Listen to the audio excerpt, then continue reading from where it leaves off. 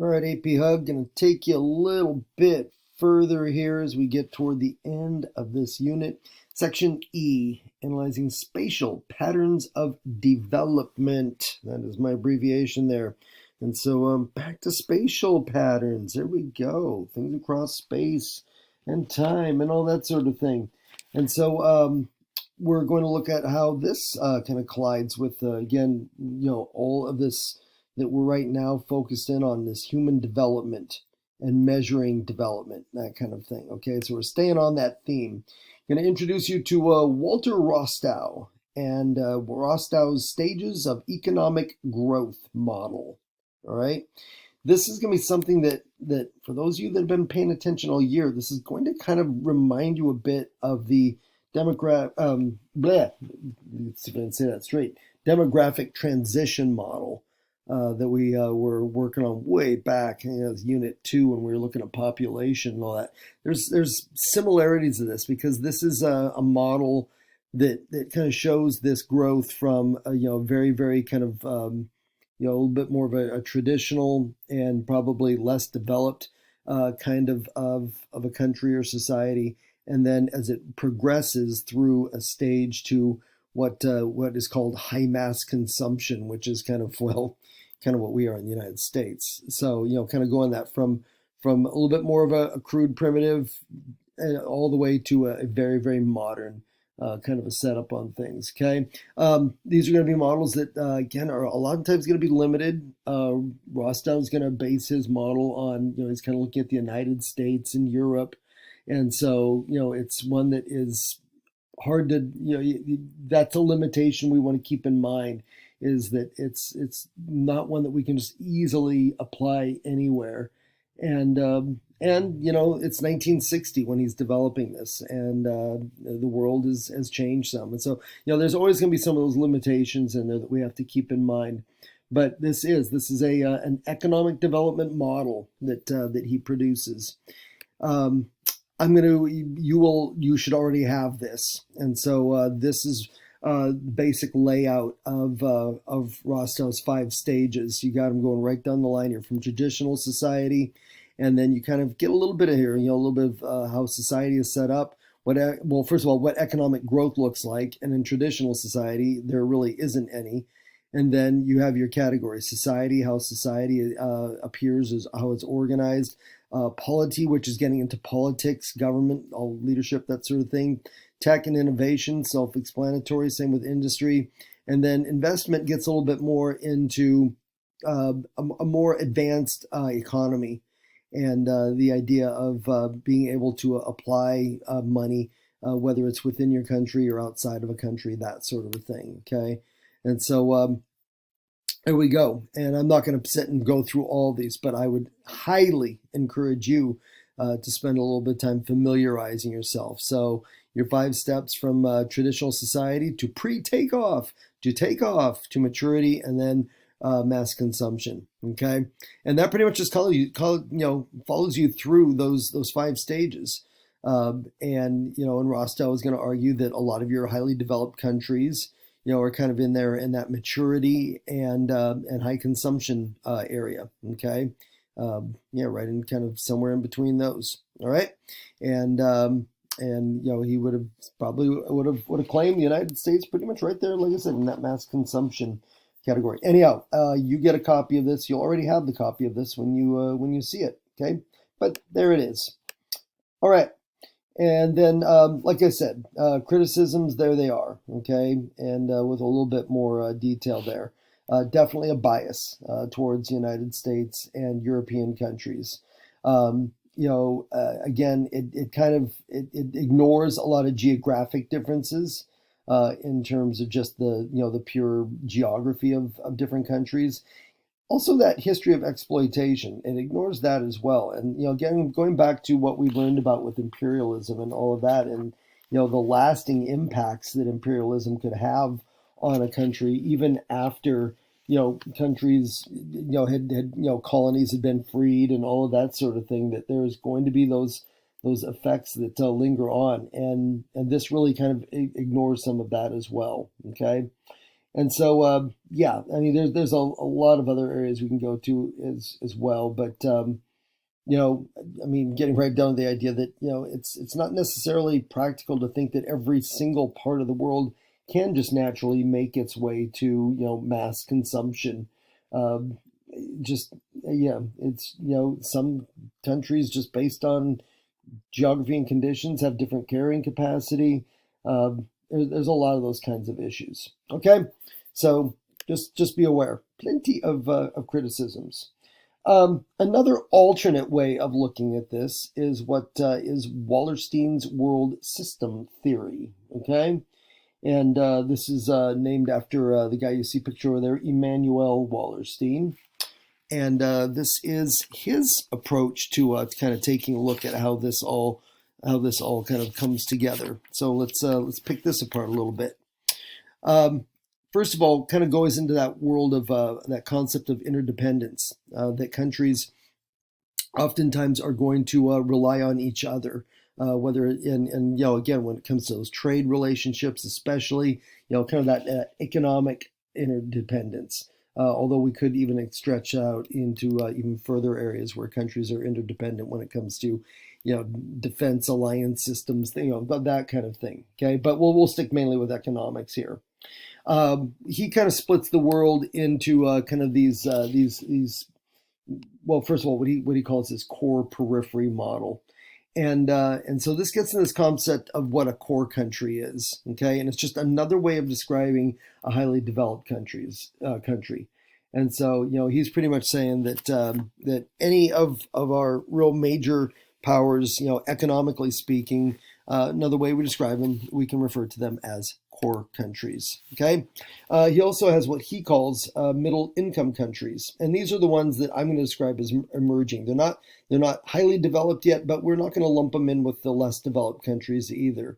They are countries that are developing themselves towards becoming HDCs, and so kind of find themselves in the middle a bit there. Okay, and then what Wallerstein calls the periphery countries is what we've been talking about in class for quite a bit of time now as LDCs. All right. And so we have that, and then as part of Wallerstein's, oh, hold on just a second. I knew there was something I was gonna just like keep tumbling right over and totally forget about with Wallerstein. So where with Rostow, he's always talking about how there's like this progression as you're moving from that traditional on up to mass consumption. And he pretty much says that the countries are always aiming to get themselves to that mass high consumption. Wallerstein kind of goes in a slightly different direction there. Okay, like I said, first of all he focuses a little bit more on interdependence, something that Rostow really kind of just avoids. Wallerstein also kind of just accepts that not all countries are going to end up being highly developed countries, nor is he suggesting that all countries, even periphery countries, are in the back of their mind, aiming for the day, waiting for the day that they can become HDCs. Wallerstein is a little bit more, maybe you could possibly argue, a little more reality based in that, given some factors, that some periphery countries could work really hard and develop themselves and still only make it to middle income countries and not go any further than that. And so he doesn't see it as kind of like this inevitable march in the way that that Rostow kind of looks at it with his 5 stages. Okay. Also, Wallerstein looks at as part of his theory, he looks at this this kind of almost like division of labor, almost kind of an idea again. And this is reminiscent of some of these that we've talked about before with primary and quaternary and all that kind of thing. So when it comes to basically that division, his periphery countries are what we have already been talking about as the primary sector. So again, focused on extraction of natural resources, that sort of thing. Okay. When he talks about semi-peripheral countries, secondary sector. So that's where there's going to be a lot of manufacturing, industry, that kind of thing going on, factories, that kind of business. Okay. And then core countries, the highly developed countries, are kind of what we have been talking about as well. All right. The quaternary, Tertiary, we can even get into that. That again, that's a very, very service focused kind of economy that goes on in those. And so Wallerstein goes on to get to that other layer of detail there. Okay, that you could argue that Rostow doesn't drill down quite as deep into. Right, criticisms as well of Wallerstein's world system theory.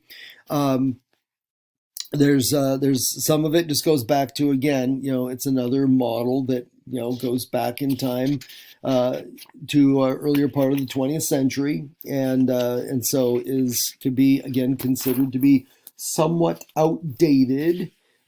His was in the 70s, so a little bit little bit more current than Rostow's, but not by much. And still, we're talking 50 years later, so some of the ideas are outdated.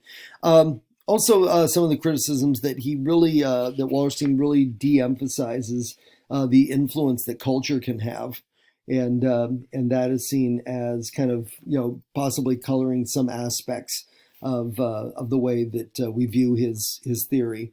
NGOs, non-governmental organizations. This can be everything from something almost as big as like the United Nations to organizations like Doctors Without Borders or UNICEF or Oxfam. There's a whole bunch of these different organizations that have missions worldwide that have a lot to do with a lot of humanitarian purposes, economic development, things like that. And they have really taken off, really since both Rostow and Wallerstein's models were introduced. And these NGOs have had a lot of impact on helping less developed countries progress a little more quickly than has been the norm in history before.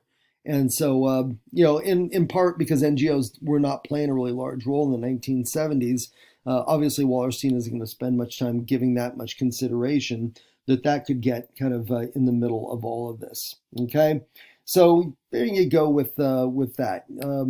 Those two big theories there, both the coming from Rostow and from Wallerstein. You'll just, like I said, you're going to want to have kind of a basic understanding of the parameters of each of those. Okay, those stages of economic growth, and then with Wallerstein, just having an idea of how his compares, similarities and then especially differences on how they both view this, like I said, almost like progression as countries start off from fairly simple and that again very much in that primary sector and how they work their way up.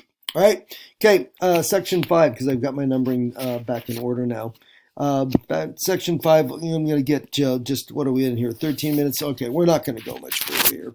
I want to keep this short and simple for you because I know you guys got a lot of other kind of studying that you are doing. So definition you have there, okay? And this is where when we think of that word sustainable, always be thinking about the future, okay? So, what are the things that we're doing now that meet the needs that we need them to take care of, right now, but also are keeping an eye on the future and making sure that we still have a planet for, eventually maybe some grandkids for me, your kids, all that kind of thing, okay?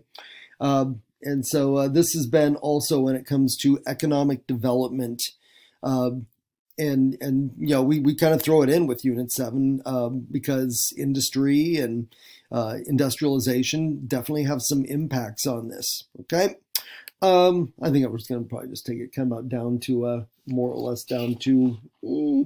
Yeah, we're going to wrap it up here soon.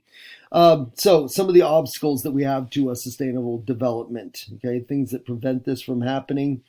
We'll go through this really quickly. So resource depletion, and these are resources such as coal, oil, water, which is a big one. Some people theorize that World War III will not be fought over politics or, I think it'll be fought over water access. That probably came up in class before. But these are all things that we're seeing that there is less and less of all the time. And definitely make this concept of sustainable development a little more difficult to pull off, especially when we look at that water aspect. That's huge. Oil, the United States and a lot of other highly developed countries are trying to break their dependence on oil. And then by the time we're getting down to primary sector countries, there's still something of a reliance on a fuel as crude, really, as coal, which is a very, very, oil definitely results in a lot of pollution. Coal even more so. Okay. Environmental degradation, that's just the impacts that come from a lot of these, whether it is the resources we use as fuels, but everything that has impacts on both the air quality and the water quality on our planet. Okay, theories about climate change, global warming, things like that. All connect back to environmental degradation. And you definitely have some problems with this concept of looking to the future when you're watching a lot of damage happening to the planet in the here and now, and are unable to get that turned around. And we've made some headways, humanity as a whole. Globally, we've made some headway fighting against resource depletion, environmental degradation in the last 50 years, but it has been pretty slow. And sometimes it's kind of a combination of 2 steps forward, 1 step back, that sort of thing. A lot of scientists will tell you we have a long way to go when it comes to that number 1, number 2, those issues. Okay, and then very quickly here to wrap this up, to encourage sustainable development, recycling is definitely becoming something more commonplace than it used to be. When I grew up, everything went in the garbage can. We did not have recycle bins. There was nothing like that. Okay, everything just went in the garbage. And so the fact that a lot of every year more and more cities, counties are beginning to enact recycling programs and supplying their citizens with their garbage bin and then their recycling bin and sometimes an outdoor compost bin, that sort of a thing. Okay, so that is definitely a big move in the right direction. Regulations, they can be kind of controversial because regulations at the end of the day are rules. And but regulations, they are what we use here in the United States and other countries to use laws and that sort of thing to try to hold factories and industries responsible for making sure that pollution is something that doesn't get out of control, end up harming the environment, and a lot of these regulations trying to get a hold on what kinds of issues we seem to be seeing happening to our climate in more recent years. Okay, another one that also encourages this sustained development is ecotourism. And this is something we're starting to see more and more. We bumped into a little bit of this about 10 years ago when I was in Hawaii. And we took a tour where not only were we getting kind of just the basic. We were in one of the state parks in Hawaii, beautiful park. I think it was on the Big Island, and our tour guide that was taking us through was actually talking a whole lot about just kind of again all the things that the state of Hawaii was doing to preserve and and conserve its natural habitat and that sort of thing. And so that is something we definitely have seen more and more of, especially when you are doing tourism in places where a lot of it has to do with kind of just the natural beauty, the natural environment, and that sort of thing. Okay, and that is where I'm going to hit the brakes. All right. Under 20 minutes, and then we'll have precious little left to finish up together in class. All right, thanks, and see you next time.